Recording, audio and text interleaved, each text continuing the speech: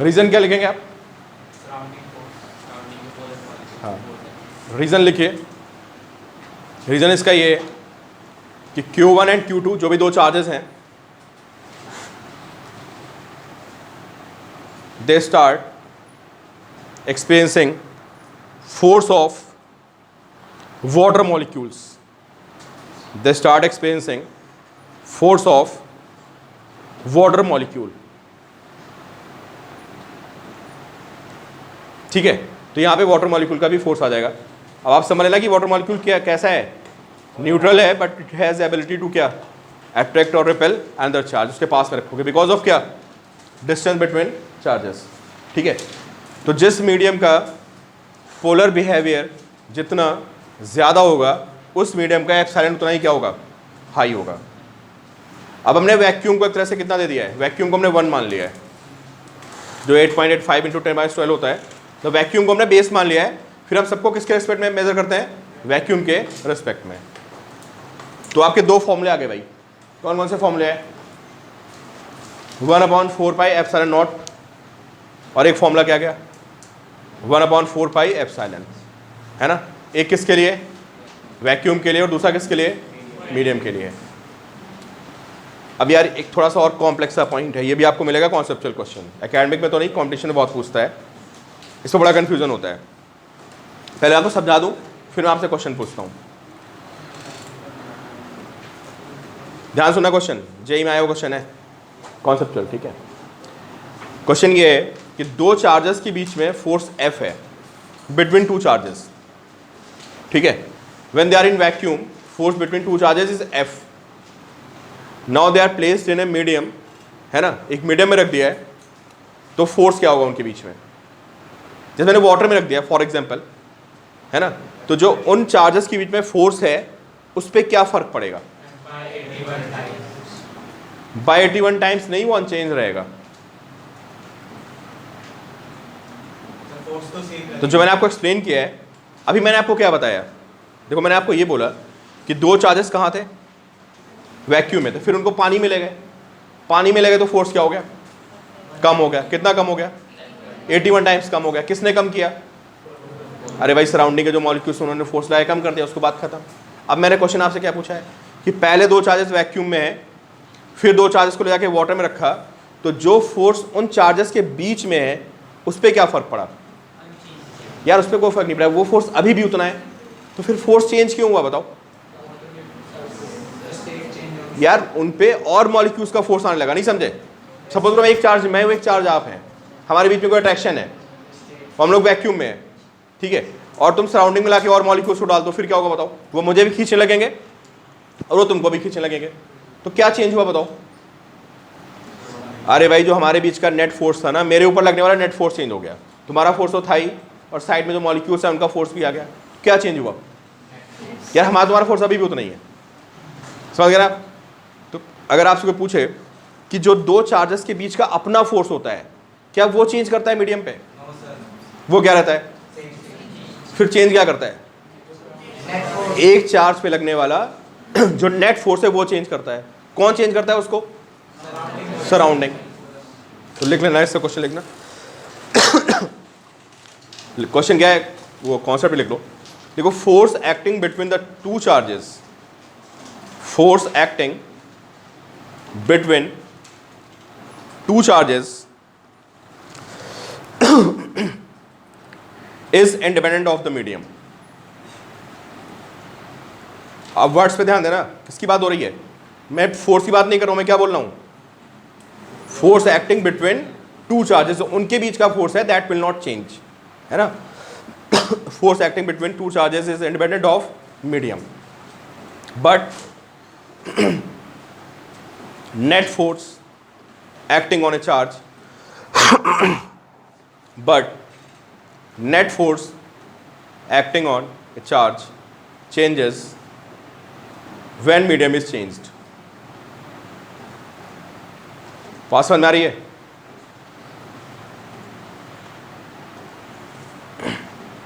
तो जेई में क्वेश्चन है, मेडिकल में पूछा गया है कि दो फोर्सेस के बीच का जो अपना पर्सनल फोर्स है, दो चार्जेस के बीच का, उस पर क्या फर्क पड़ेगा, तो उस पर कोई भी फर्क नहीं पड़ेगा, आप मीडियम चेंज कर दो। लेकिन क्या चेंज कर जाएगा, किसी एक चार्ज पे लगने वाला नेट फोर्स चेंज कर देगा। तो भाई हमने जो फॉर्मूला पढ़ा है ये किसका फॉर्मूला है बताओ? जो हमने फॉर्मूला पढ़ा है अभी, एक हमने वैक्यूम का फॉर्मूला पढ़ा है ना, और जो हमने ये फॉर्मूला पढ़ा है कौन सा, 1/4 पाई एप्सिलॉन नॉट, नहीं एप्सिलॉन नॉट नहीं बोलेंगे, सिर्फ एप्सिलॉन बोलेंगे। ये किसका फॉर्मूला है? ये दो चार्जेस के बीच का फॉर्मूला नहीं है, ये क्या है, एफ नेट। उस पर एफ नेट लिख देना। एफ नेट समझ गया ना, उस चार्ज पे लगने वाले बाकी सारे चार्जेस का फोर्स भी और उनका आपस का फोर्स भी।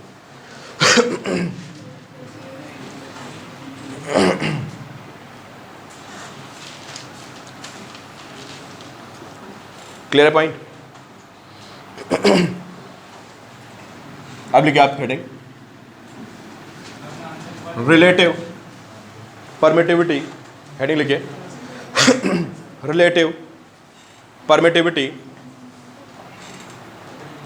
रिलेटिव परमिटिविटी और OR और dielectric constant, dielectric constant.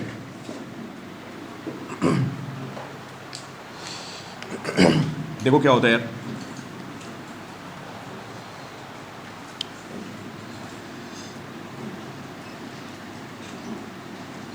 कैसे लिखते हैं, और एप्सिलॉन R से लिखते हैं, ठीक है। और ये क्या होता है, एप्सिलॉन बाय एप्सिलॉन नॉट। के क्या है यहाँ पे, के को हम बोलते हैं डाइलेक्ट्रिक कांस्टेंट, जो कि वैल्यू ER की इक्वल होती है। ER को क्या बोल सकते हैं, मतलब दोनों बातें एक ही हैं। इसको हम क्या बोलते हैं, रिलेटिव परमिटिविटी। एप्सिलॉन क्या है, परमिटिविटी ऑफ मीडियम, और एप्सिलॉन नॉट क्या है, परमिटिविटी ऑफ वैक्यूम। तो सीधी सी बात है ना, कि किसी मीडियम की परमिटिविटी को किससे डिवाइड कर दें। अगर आप किसी मीडियम की परमिटिविटी को आप वैक्यूम की परमिटिविटी से डिवाइड करते हैं तो आपको क्या मिलता है, रिलेटिव परमिटिविटी या फिर डाइलेक्ट्रिक कांस्टेंट।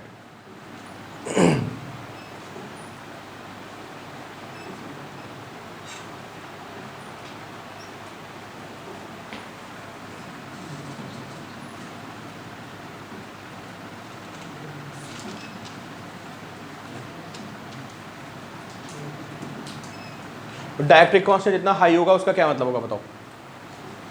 मतलब मैं तुमको दो मीडियम दे दूं मैं, है ना, और बोलूंगा एक का डाइलेक्ट्रिक कांस्टेंट ज्यादा है, एक का कम है, या एक की रिलेटिव परमिटिविटी ज्यादा है कि कम है, तो तुम क्या फील करोगे बताओ।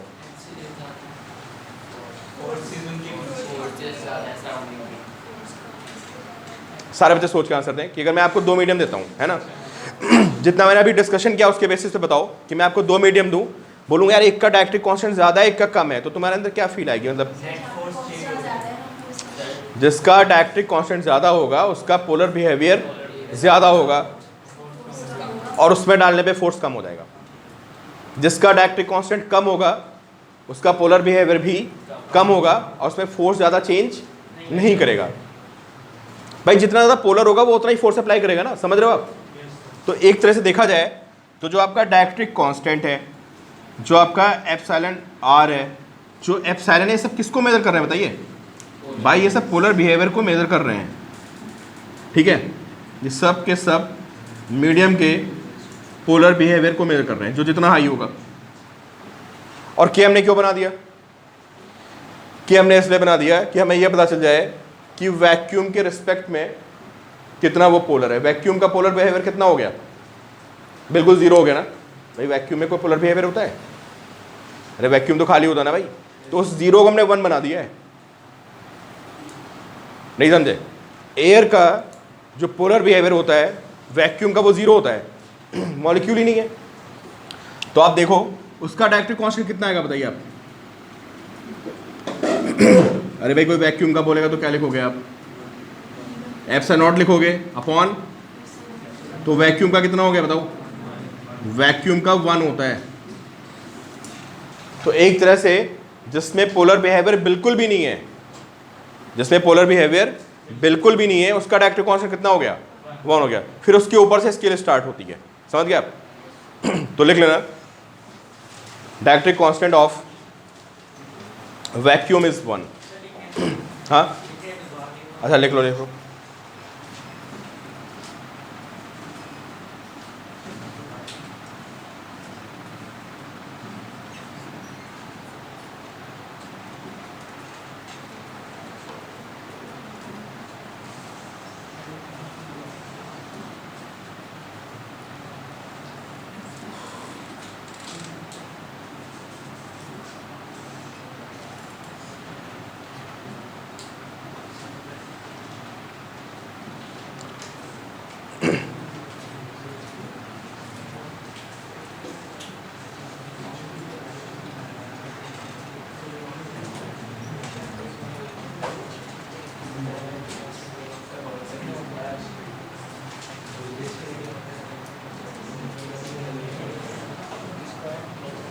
भाई नोट कर ली कहानी?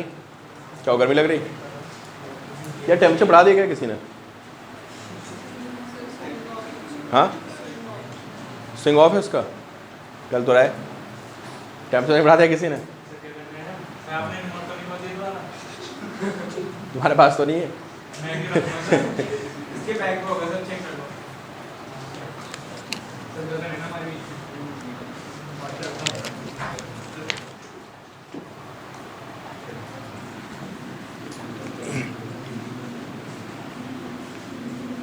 भाई समझ लेना, जिसमें पोलर बिहेवियर 0 है उसका डायरेक्टिव कांस्टेंट 1 है, उसको हमने 0 असाइन नहीं किया, समझ गए ना? वैक्यूम में पोलर बिहेवियर बिल्कुल क्या है? 0 है, उसका मैं डायरेक्टिव कांस्टेंट 1 असाइन कर दिया, फिर उसके रिस्पेक्ट में सारा मेजर करते हैं, ठीक है? अभी टेबल लिख लेना बाद देख लेना, मुझे याद नहीं है। वाटर में 81 टाइम्स होता है, ठीक है? हाँ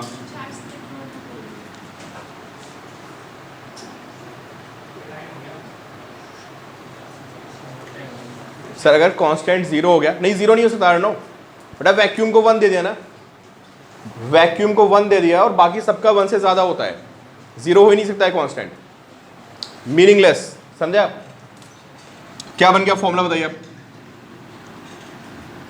फॉर्मूले को दोबारा से लिखते हैं। क्या था फॉर्मूला? ये फॉर्मूला था ना। इस फॉर्मूले की फॉर्म आपको कभी कभी ऐसे भी मिलेगी। अच्छा एप्सिलॉन आर कितना था बताइए? अरे भाई बोलते रहो कितना था ये? एप्सिलॉन अपॉन, तो यहां से एप्सिलॉन कितना आ जाएगा? तो आपको बुक में फॉर्मूला इस फॉर्म में भी मिल सकता है, एप्सिलॉन नॉट एप्सिलॉन आर और कितना? Q1 Q2 by R square. यह आपको फॉर्मूला इस फॉर्म में भी मिल सकता है, 1 अपॉन 4 पाई एप्सिलॉन नॉट और इसके प्लेस पे क्या? K, Q1 Q2 by R square.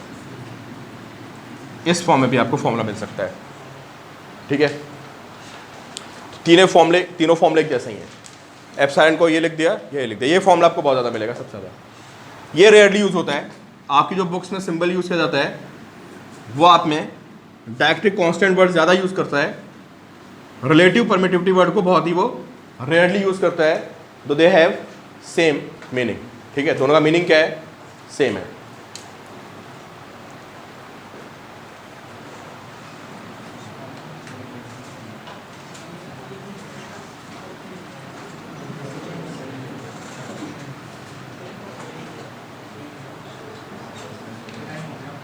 भाई बस एक सेकंड रुको, लिख लो लिख लो लिख लो। अरे उसको तो लिखना भी नहीं था।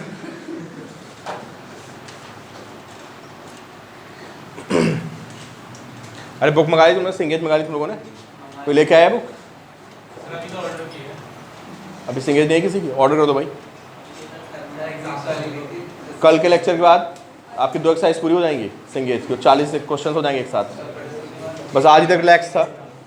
मंडे को जब आप क्लास करोगे तो सीधे 2 एक्सरसाइज का काम हो जाएगा और 40 क्वेश्चंस का सॉल्व एग्जाम्पल हो जाएंगे, इलस्ट्रेशंस। इसे मंगा लो, ऑर्डर कर लो। हाँ, 11th क्लास का भी डिस्कस करते हैं तुम लोगों से।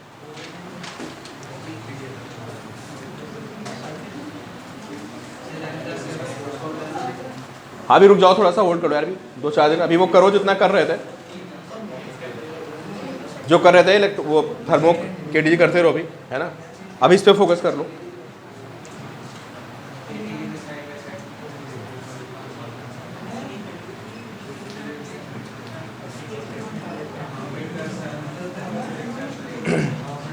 और भाई 15 डेज पे मैं 11th वाला टेस्ट लेता रहूँगा, है ना। अभी मैंने आपको बोल दिया है वेक्टर्स रिवाइज कर लेना। 15 अप्रैल के आसपास टेस्ट हो, जो भी संडे होगा तो उसमें आपका वेक्टर्स आएगा, डायमेंशंस आएगा और एरर्स। तो उनकी मैं प्रॉब्लम डिस्कस कर लूँगा, समझे। 1-2 क्लास लगा के मैं प्रॉब्लम डिस्कस कर लूँगा, डायमेंशंस की, एरर्स की और किसकी, वेक्टर्स की। उसका टेस्ट दे देना। फिर नेक्स्ट 15 डेज के बाद फिर काइनेमेटिक्स का टेस्ट हो जाएगा। 1-2 क्लास ला के मैं डाउट से लूँगा, तो आपका रिविजन चलता रहेगा। देखो भाई, फिजिक्स आपको 3-4 बार रिवाइज करके जानी पड़ेगी सबको भाई, नीट वालों को तो और ज़्यादा। अगर 99 लाना है, 99 को बहुत अच्छा नहीं होता वैसे, लेकिन फिर भी अगर 99 परसेंटाइल लाना है, रिस्पेक्टेबल होता है। 99 का मतलब होता है ऑल इंडिया रैंक आपकी 10,000। भाई 1 परसेंटाइल का मतलब कितना होता है पता है? 1 परसेंटाइल का मतलब होता है 10,000। 10 लाख बच्चे बैठते हैं लगभग। थोड़े कम हो गए तुम्हारे जेई में, कितने हो गए? 7-8 लाख बैठते हैं ना। कितने बैठते थे पिछली बार? अच्छा 12 थे। हाँ यार बढ़ गए थे, ठीक है बढ़ गए थे। तो आपको फिजिक्स कम से कम फाइनल एग्जाम से पहले 4 बार रिवाइज करनी पड़ेगी, तब जाके होगा। अभी तुमने 11th एक बार खत्म की, एक बार हुई है, ध्यान रखना। अभी आप दूसरे राउंड पे आए ही नहीं हो। जब ये वाले आप टेस्ट दोगे, है ना, तो आपका जाके राउंड 2 कंप्लीट होगा। फिर एक बार दिसंबर से पहले, फिर एक एग्जाम से जस्ट पहले। तो जब 4 बार रिवाइज करो तब जाके कॉन्सेप्ट्स आपके क्लियर होंगे। पहली बार में कहाँ, पहली बार तो सीखते हो सिर्फ, बहुत फ्रस्ट्रेशन होता है, क्वेश्चन सॉल्व नहीं होते हैं। तो एटलीस्ट 4 बार करोगे तो जाके 99 पहुँचोगे, ये सब में रहेगा। और फ़ायदा पता है, और उसका ये होता है कि पहली बार जब आप रिवाइज करते हो तब तो आपको टाइम लगता है, दूसरा तीसरा रिवीजन बहुत तेज होता है। तो आपने एक बार ढंग से कर लिया, अगली बार रिवाइज करोगे जब, जैसे अब आपसे मैं टेस्ट लूँगा तो आप डायमेंशंस करके आओगे, एरर्स करके आओगे, ये सब करके आओगे ना, तो आपको इतना फ्रस्ट्रेशन नहीं होगा। आपको लगे क्वेश्चन हो रहे हैं, वो 11th वाला स्ट्रगल नहीं होगा। 2-4-5 डाउट्स आएंगे, आके पूछ लोगे। फिर जब 3rd वाला रिवीजन करोगे ना, और तुमने 7 में सेकंड रिवीजन बहुत अच्छा कर रखा है, तो 3rd में तुमको कहीं दिक्कत ही नहीं आने की, पता है, तुमसे सारे क्वेश्चन स्मूथली हो जाएंगे। तो ये ध्यान रखना। और यही नीट में जो बच्चा एक बार पढ़ता है ना, सिर्फ एक बार, तुमको बता रहा हूँ, मेरा इतने सालों से मैं देख रहा हूँ, जो एक बार बहुत ढंग से पढ़ता है सब कुछ, पूरी 11th उसने बहुत ढंग से सिंगेज विंगेज सॉल्व कर रखी है, उसने रिवाइज नहीं किया प्रॉपर, उसकी परसेंटाइल बैठती है इसके आसपास 90-92। मतलब ऑल इंडिया 80,000 बच्चों में होते हो कहीं, जो एक बार थोड़ा ढंग से रिवाइज कर लेता है ना। एग्जाम से पहले पूरे साल उसने 11 ढंग से एक बार कर ली, 12, वो बच्चा 96-97 पहुंच जाता है। मतलब आप ऑल इंडिया 30,000 में आ जाते हो, मतलब आप NIT की रेंज में आ गए, समझे।